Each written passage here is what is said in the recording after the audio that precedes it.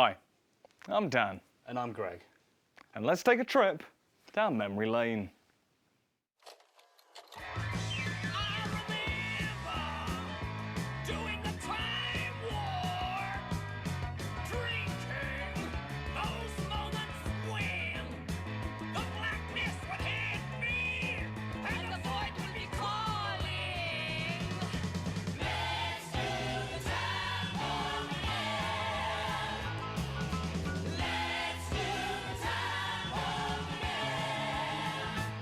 Jump to the left.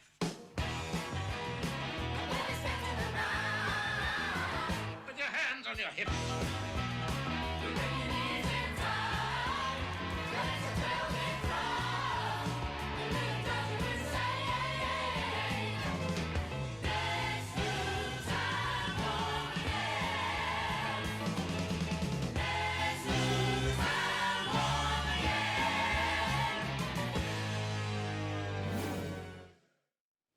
Welcome back, one and all, to Memory Lane, the show where we rewind back to the past and relive the best bits whilst taking a deep dive into everything that defined our childhoods. That's right, we're going to cover the songs that compose the soundtracks of our lives, the games we ran home from school to play, and the snacks that made the school disco.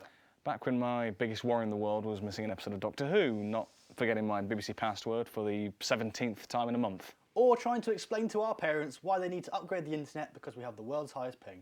Simpler times. And in this week's episode, we're bringing all of that back since, well, the times, they are changing. So let's hang on to what we've got. And don't let go, girl, Don't we start with gotta that let... Frankie Valli shtick, I'm mate. sorry, force of habit. It's just what I'm nostalgic to. And speak of the devil, our very own Greg here went to talk with the students of the University of Wolverhampton about all things music. You see, a single song on the radio can take you straight back to your childhood bedroom, blasting your favourite songs through your iPod.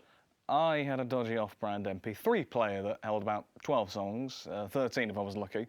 And that's a guess were they illegally downloaded? I plead the fifth on that one, but speaking of music, you know what they say, you shouldn't work with children or animals, but they ever say you can't work to them? What are you talking about, mate? Well, you know, you can listen to music whilst you're working, and then hence a lot of people work to animals. What animals? Let's see, the Arctic Monkeys, the Monkeys, the Beatles. You should know that one. I mean, I could go on and on and on and on. No, don't stop thinking about tomorrow. Whoa, don't you dare, you hypocrite. My bad. Now, on the topic of music, it holds such a special place to us all, whether that be on the dance floor or even studying in your room. So let's hear it from the students and their fondest musical memories.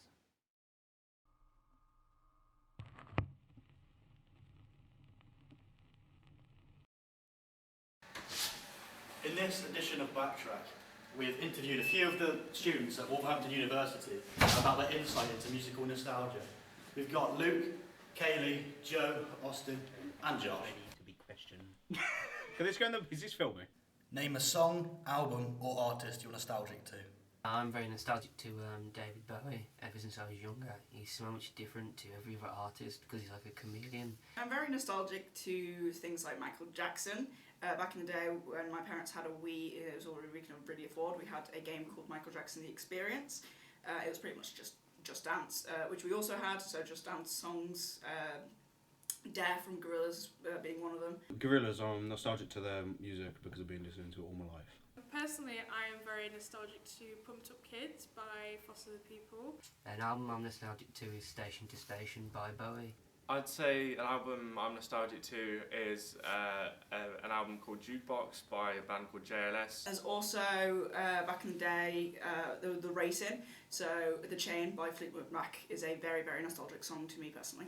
It just reminds me of how times used to be stress-free in a way. What does music mean to you? Music is like a distraction from society. For me, music is pretty much like my life. I go to concerts quite a lot, I wear a lot of band t-shirts, and a lot of my fashion is inspired from bands. Oh, music just means a lot to me because you listen to it when you get home and you've had a bad day or something. You can just pop on any song and it can change your mood instantly, and I like how it has the power to do that. Music can be relatable, it can also be nostalgic. Well, music just like brings out the best of you emotionally. I listen to music pretty much every minute of the day, like walking home. And yeah, just good times. It can bring back happy memories. Why do you think music is so important in our culture? It's important in our culture because it teaches us lessons about like peace, love, and war. In our culture, you got a lot of like online work and stuff, and it's easy to put on some music while you're doing it, and it calms you down and helps you work. I think music is important because it shapes you as a person. It lets us express ourselves in the form of music. As I said before, it's really got me into different fashions and the way I look at life. And from everyone's different perspectives, you can have different views on how to live just because of the bands you listen to. Which I think is a very creative way to get your point across about anything. Let's say in 10 or 20 years, if we have children, all of us, for example, then we'd be able to say to our kids, you know, this is the kind of stuff that we grew up with. That's all for today, folks. If you flip to the B-side, you'll hear the sound of Dan's voice. Take it away, soldier. That was great to listen to, just hearing everyone's, musical memories. And thanks to our official social media page, we've been able to open up the conversation further. Yeah, we asked you at home to tell us about the music that you're nostalgic to. And we actually have some of your comments to read live here in the studio. So from our Instagram page, from Masquerade, Let's Dance to Joy Division always makes me think of car rides home with my dad, same with Summer Holiday. Most Bon Jovi songs also make me nostalgic because of my mum. Great choice. Bon Jovi, love a bit of Bon Jovi, living on a prayer. Maddie in White says, Chop Suey and Aerials by System of the Down always reminds me of car rides with my dad when I was younger. Not too sure about that one personally, I don't know it. Bit of a theme there, kind of car rides, bit of a running theme. From Isaac, Back of the Car by RAC, Nate's Hendrix, what a tune. Reminds me of those summer days playing FIFA. How I wish I could go back to those days. Not sure about that one. Sounds like a prat. Hey, come on, let's not be mean to the audience. Come on. And finally from Jude, Kids by MGMT just sounds like childhood summers. A lot of kind of like that would have been my choice. Fair play. I mean, a lot of like common themes. The summer, car rides, parents. That they often foster like nostalgia, 100%. and that's the thing. I love hearing about the music people are nostalgic for. No two answers are going to be the same, as we've seen there. And that's honestly a great thing. Unlike your dance moves, which thankfully we were spared this week. Wow, don't you diss my dance moves, mate. You should have seen me at the school discos, it was legendary. Yeah, legendary. Maybe they should have been kept as a legend in the past. Listen, mate, I don't need fancy moves. I had confidence and plenty of party rings and fizzy drinks to keep me going. Speaking of which, actually... There's nothing more nostalgic than certain foods, which Greg was able to find out as he joined Luke in this week's instalment of Taste of the Past, to reminisce on the tasty treat specifically from the days of the school disco. So, the school disco. Unlimited fizzy drinks to keep you going, and a whole lot of embarrassing dance moves. This week on Taste of the Past, we're going to be taking it back and looking at nostalgic childhood disco favourites from the 2005 to the 2010 era. And this week, I'm going to be joined by a special guest and host of the entire show, Greg, a survivor of the school disco. Well, survivor's a great word. I still remember them and have them flashbacks to them, that Just Dance, so... Right, let's take a look at the foods on offer. Okay, so first up, we have the king of the party snacks, party rings. Roll scrumptious, that. They're quite hard. You have to nurse them or risk breaking your baby tooth. Quite a tough biscuit, but I mean, I'm a tough boy, so that's fine. I thoroughly recommend that. It does bring me back, I'll tell you what. I'd rate them a 10. What do you think? I'll give them an 8 because they could take my teeth out. And the only other person that can do that is Mike Tyson. Sweet tooth satisfied? Oh, absolutely. Right, let's move on to the savoury. Do you care to open? I would love to. Right, after you. Tell you what, it's got something about it, that has. They're only small, but they pack a big taste. Exactly. It's like, the smaller the quantity, the greater the satisfaction. Definitely the go-to for the finger buffet. Oh, 100%. That's the number one party food. 9 out of 10. 8.5 out of 10, I'd say. Good choice. Nice. So if you're buzzing from sugar, then what next you definitely need is crisps. 100%. We've got the cheese ones. To say what, that is a throwback. Last of my days. Oh, can't even tell you. Definitely the brightest part of the plate. Yeah. Orange. 100%. Stains the fingers. 100%. 8.5? 8.5 up. I'll go for a 7. Not as good as the sausage and the party rings, but still sufficient food throughout my childhood. So yeah. Should we give our final verdict? We shall. First, party rings. Party rings. Issue with them is, yeah, it's the hard crunch. Probably the top 3 for me. So he's in the Champions League places, but, you know, not the best. I'm going to put them as my first. You're number 1? Wow, Wow, that's I think they're surprising. just irresistible. They're okay. Pretty colours, I suppose. They got that visual. They have. I'll tell you what, the nostalgia is what's keeping them Oh, high for me. absolutely. Yeah. You can wear them as a ring. It is number 1. Nothing I love more than a sausage. So, you know, I think they go really well with the nostalgia and stuff like that. So, where would you put them? They're my second. Small, full of taste. Yeah. Very nice. Yeah, respect, right. And Final lastly, item? The cheese puffs. jumping ahead. Cheese puffs. Second. Last.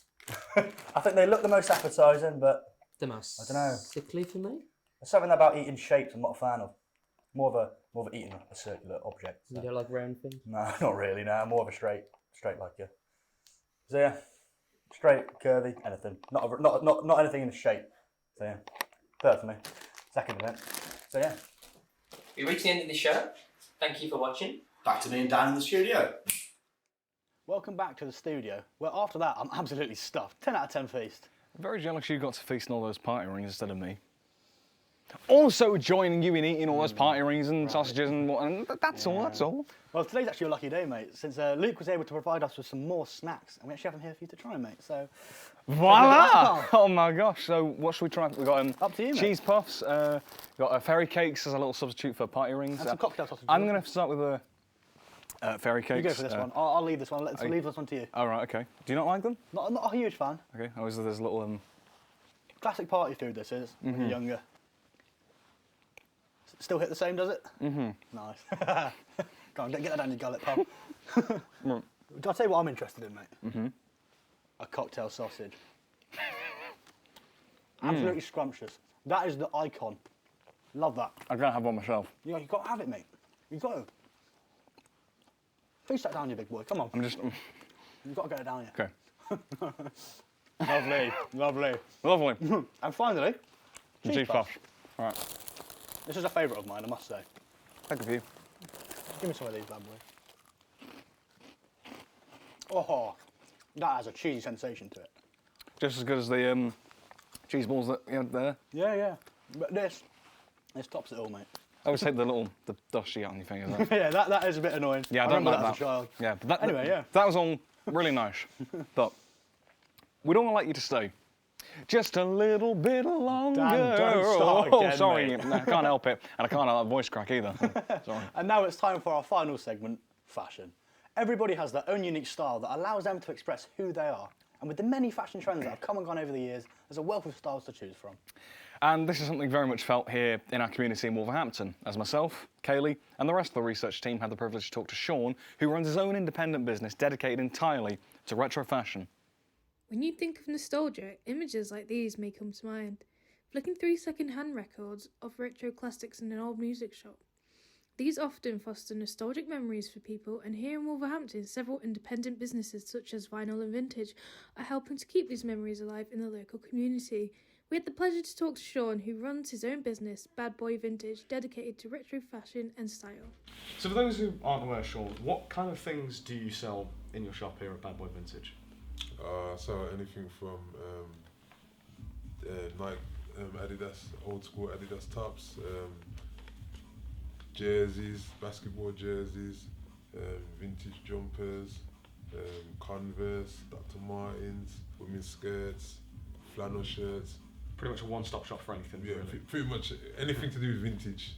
It's all here. It's all here. It's pretty much, you know what I mean. So it's an independent run business as well. How did you sort of get the ball rolling with it? I first started during COVID. All right. Yeah, I started doing cash for clothes. I was running a service, so I could let people's clothes. Everyone was doing clear ads, so I was saying, let me collect your clothes. So what I done, I rented a container, and then I started just collecting clothes and put it in the container, and then I kind of grew from there. Now, what is it that sort of draws you to kind of like vintage style in particular? Mainly growing up, like in the 90s, my dad lived in America, so I used to go out there in the 6 weeks holidays, and I used to go to I used to be very fascinated with like big brands, like, you know what I mean, Tommy Hilfiger, Fila, things like that. Kind of designer sort of. Yeah, and because I was in the rap and hip hop culture. Oh yeah. So growing up, you see like a lot of like artists on record covers, album covers. Yeah. With like nice outfits on or cool trainers. So I was inspired from all that. That's great. And so I'm guessing that my next question would have been about, is there a particular era you're quite nostalgic towards? I'm assuming it is the 90s then. 80s and 90s. Sort of when you grew up, that sort of Yeah, time. yeah, 80s and 90s, like films. Mm-hmm. You know what I mean?